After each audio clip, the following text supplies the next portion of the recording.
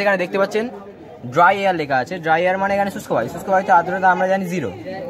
Switch টিপছি 0 degree. আরে यार ভিডিও হবে যেটা। আরে ভিডিও গাইস আমাদের এখানে হিসাবে আছে। এখানে জিত আছে ও ফিজিক্যাল ড্যান্স আমার নাম অর্ডার গাইস। সো গাইস আমাকে এখানে আর্দ্রতা পরিমাপের হাইগ্রোমিটার যন্ত্রের সামনে দাঁড় করে দিয়েছে। এখানে আপনাদের বোঝাচ্ছি প্রথমে, তারপরে লক্ষ্য বোঝাবো, ঠিক আছে? এখানে বাস এসছে, বাসের মধ্যেই হবে। এখানে দেখতেই পাচ্ছেন সব, এগুলো সব খুলে যাবে। যে লক আছে এখানে, যে লক আছে, লকে সব খুলে যাবে। এবার যাচ্ছি গাইস, বাসের সামনে চলে এসেছি। সামনের ভিউ দেখাচ্ছি আপনাদের। এই দেখো সুন্দর view. Hi guys, welcome back to my channel. আপনারা দেখছেন টেক রাজা আর আমি রাজা। সো গাইস আজকে আমি সায়েন্স এক্সিবিশনের একটা মানে আমাদের স্কুলেই হচ্ছে, বাস এসছে এখানে।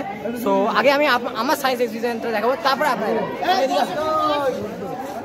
সো গাইস এটা আমার এক্সিবিশন, মানে এটা আমার সায়েন্স। আরে তোর হাইগ্রোমিটার তো থাক না, এটা হলো হাইগ্রোমিটার, আর্দ্রতা পরিমাপের একটা যন্ত্র, যেটা 1480 সালে লিওনার্দো দা ভিঞ্চি প্রথম এটা আবিষ্কার করেছিল, যেটা ঠিক কিছুটা এরকম দেখতে।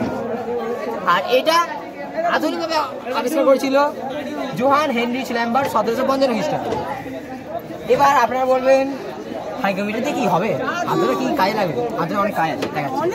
এখানে 3টে আছে, dry air, moisture air, soil. Dry এয়ারে আমরা শুষ্ক বায়ুতে আমরা জানি আর্দ্রতা 0 থাকে। সুইচ টিপছি 0।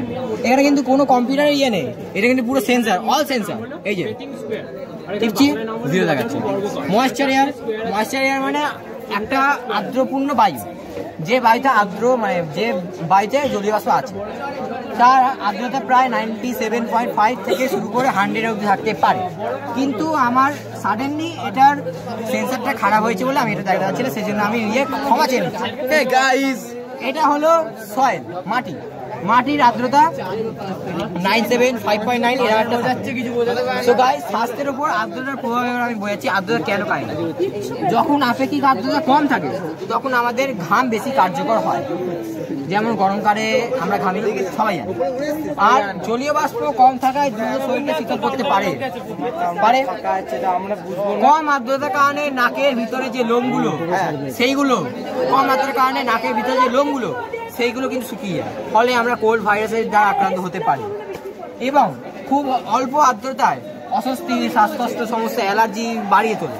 সো গাইস এটা হলো আমার মূল প্রজেক্ট, কিন্তু আমি নিজে করিনি।